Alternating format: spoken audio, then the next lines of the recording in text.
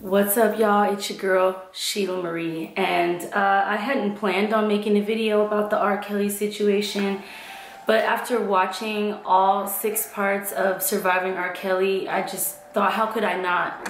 Robert, how do you feel? Was it you on the tape? R&B superstar R. Kelly on trial for allegedly videotaping himself having sex with an underage girl. It's important to have these conversations about these difficult topics in public. A lot of the reason why R. Kelly was able to commit these heinous acts for so long was because there was a lot of people keeping secrets. R. Kelly isn't special, you know, like there are R. Kellys everywhere.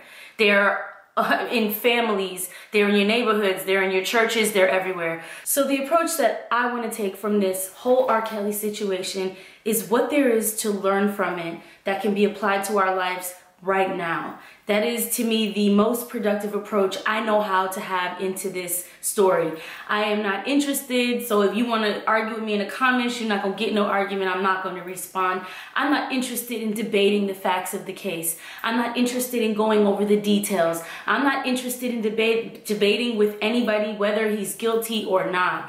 That information can be debated all over the internet. There's people addressing that left and right. If you want to do that, you can go somewhere else. I'm not interested in that, because why? I am going to focus my attention on people who want to move forward, who are being radically honest with themselves and others, and who are interested in growth. And if at this point you have seen all the facts and you have watched the series and you are still interested in debating whether or not the facts of the case are true and if he did it or if he not, you're more invested in proving why this story doesn't relate to you than you are about being honest about the facts.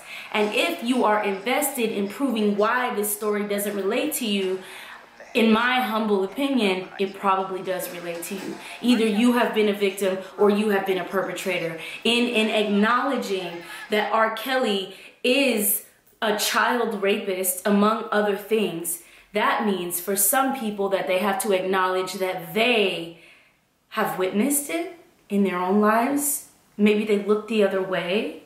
Maybe they themselves have crossed a few boundaries. Maybe they've had boundaries crossed on them, right? Like, to get real honest with this R. Kelly situation is to ask, is there anything in this story that resonates in my life? And most people do not want to do that. Most people do not want to get that close to that type of reality because it challenges their identity. It challenges who they are. Some of us have been tricked by our ego into thinking that our ego identity is who we are, and we're like so tightly, you know, like a child wrapped around a mom's leg. Like, people are so attached to this identity. Like, if anything shakes it, they feel like they don't know who they are. You know, most people are so married to their beliefs and their and them being right and validated that they're not interested in actual facts. They're not interested in shifting and moving things that could actually be beneficial for them. It's a scary thing that I'm asking you to do, but the thing that I'm asking you to do is the thing that invites the most peace, happiness, and connection in your life. It is a single skill that you can take and you can use it across the board with your parents, with your children, with your spouse, at your workplace. It is looking at every situation, even if it doesn't involve you, and seeing what part of that could apply to my life.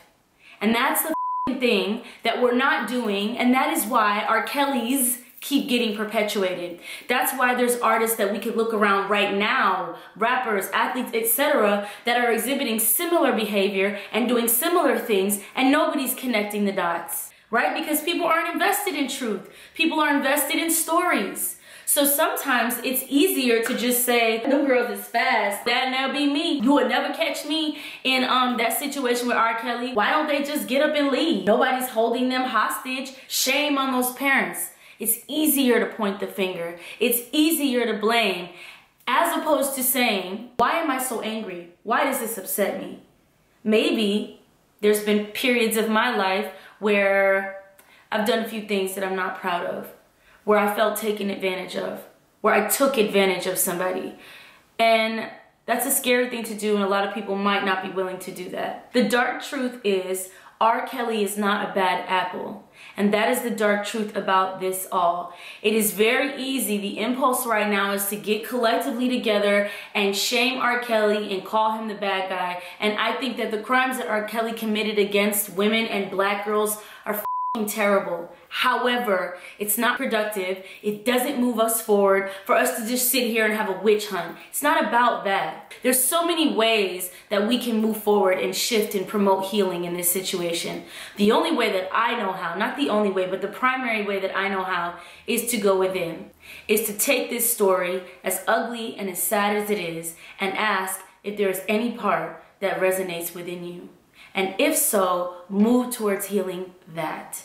It's like we're in a field of roses. We look around and we're picking up a rose, and this one is just dying. What's wrong? That's a bad rose.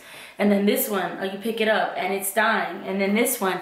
And instead of at any point saying, I wonder if the soil is ill. You know, I wonder if there's something wrong with the soil. Is it raining? Is there something wrong with the water? Maybe they're not getting enough sunlight. Maybe there's something with the climate in which these roses are growing that are causing them to be the way that they are. And that is a thing that most people are not taught. And all of this self-love stuff that I talk about in meditation, and some people write it off as frivolous and, oh yeah, I don't need nobody to teach me how to love myself. Okay, most people don't know how to be a fucking human. People don't understand interpersonal skills. People don't know how to have a conversation. I refuse to have conversations about this via social media. Why? Because most people are not interested in real conversation. What you'll notice with this situation is a lot of people invested in being right. Right? And then that is not a discourse. All you're doing is you're spouting why you're right and why my beliefs are right and why everything I'm saying is right. And then you're just waiting on your turn and thinking about what you're going to say. That's not an actual conversation. One of my favorite things about the docuseries was the fact that they framed R. Kelly as a victim at the start as well. I was molested when I was 7 on to maybe 13, 14 or something like that. By people in my family. And that's really important to notice. What we can take from this R. Kelly docuseries is that he also was a victim. And what happens is there's a victim and a perpetrator cycle. And it's a never-ending circle. And if there is never an intervention of healing, it will just continue. So R. Kelly was sexually assaulted or abused when he was young, also his brother, right? And all of them have grown to have, you've seen that it has had effects in their sexual taste or whatever in their life as they got older. R. Kelly could have chosen to rise out of that victim consciousness, have a healing intervention, and then he could have went on to maybe have a healthier dynamic in sex. But there was never an intervention, so what happens? You're the victim, and then you're the perpetrator, and then you're the victim, and then you become the perpetrator, and then these victims become perpetrators. As you will see, one of the girls was training the other girls how to be for R. Kelly. The cycle continues. That's why I fight so hard against victim consciousness, because I know that there is no healing there. What we can take from this is that there's something sick in the soil. Our society at large does not protect black women and girls, and I'm not interested in debating that. It is a fact. And what we can try to do from this is think about the soil and think about creating a new soil that will grow healthier harvests. And the way that I am proposing that we do that is we start from ourselves. I work with thousands of women. I can't tell you how many women I've met that are 5- and 7-year-old girls on the inside whose parents and family didn't protect them. So the healing starts from within. If you're watching, if you're getting triggered by any of the R. Kelly stuff, if you feel strongly about it, either way, I invite you to investigate that. Do whatever it takes to, there's some therapy, meditation, talking to somebody, etc. There are resources. People have been sharing them beyond. But I think the most powerful thing we can get from this is to understand that R. Kelly is not a monster in his own right. He was created in a system that benefits from using women as currency. And the best thing we can do is promote healthier habits on an individual level. I mean, and then it will be a collective level, but I don't know how to change society right now. I can only focus on changing myself and inviting the people that I love and care about to do the same. I hope you got something from this video. If you like what you saw, follow me on Instagram at the Sheila Marie. You can visit my website, SheilaMarie.com. And yeah, I'll see you on the internet somewhere.